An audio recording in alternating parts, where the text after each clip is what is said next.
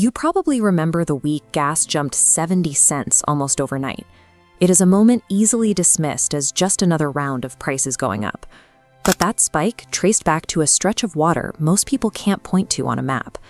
On February 28th, military conflict in the Middle East effectively closed the Strait of Hormuz, a channel that carries 1/5 of the world's daily oil supply through a gap only 21 miles wide.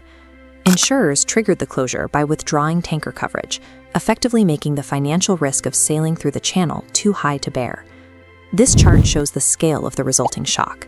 With tankers unable to move, producers in the Gulf were forced to shut in production.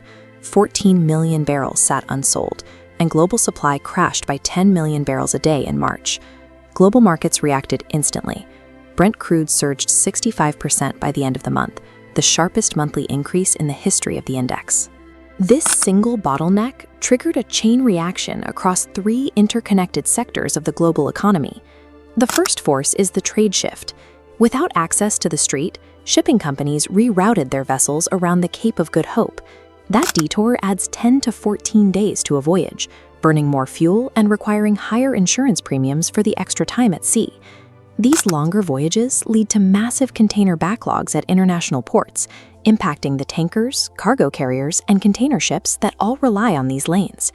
This shift is how a Middle East conflict ends up delaying imported electronics or auto parts to a shelf in Ohio. The second force is the energy realignment. As Gulf barrels sat stuck offshore, the market leaned on U.S. shale producers to fill the gap. American output added 500,000 barrels a day, but it wasn't enough to stop the bleeding. Inventories in wealthy nations plummeted to their lowest levels since 2003. Refiners scrambled for tight supplies, pushing U.S. retail gasoline past $4 a gallon in the second quarter as their margins widened. However, demand eventually hit a breaking point. High prices and conservation measures changed consumer behavior in real time. This chart shows the result.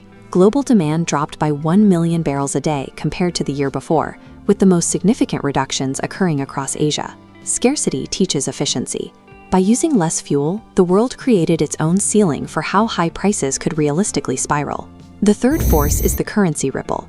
Energy importing nations pay for oil in foreign currency, and those higher prices drain their national reserves.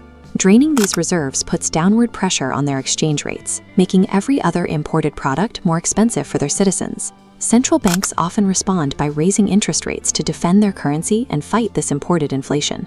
This is the invisible lever behind the economy. A shipping conflict in the Gulf can directly increase the interest rate on your local mortgage or car loan 6 months later. Oil shocks are sharp, but they are rarely permanent. A shipping agreement in June allowed traffic through the strait to gradually resume, easing the immediate physical shortage. The market response was fast. This line shows the EIA's downward revision of Brent crude prices, a $27 a barrel drop in a single monthly forecast. The global system has significant slack. Between spare production capacity, strategic reserves, and demand flexibility, the economy can absorb more of a shock than people assume during a crisis. Calm observers navigated this window by leaning on their understanding of these underlying mechanics, rather than reacting to the peak of the panic. You can protect yourself from the next shock by applying 5 principles. First, separate the spike from the trend. Ask if the price move is a structural shift or a temporary choke point problem that history shows will resolve.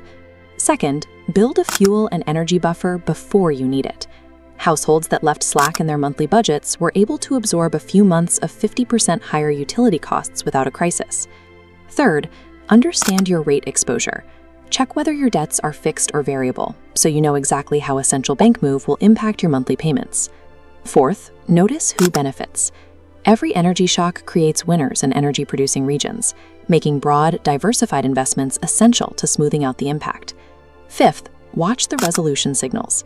Keep an eye on unglamorous data like OECD inventory rebuilds to see prices easing months before it hits the mainstream news cycle. These principles turn a future shock from a source of panic into a problem you already understand.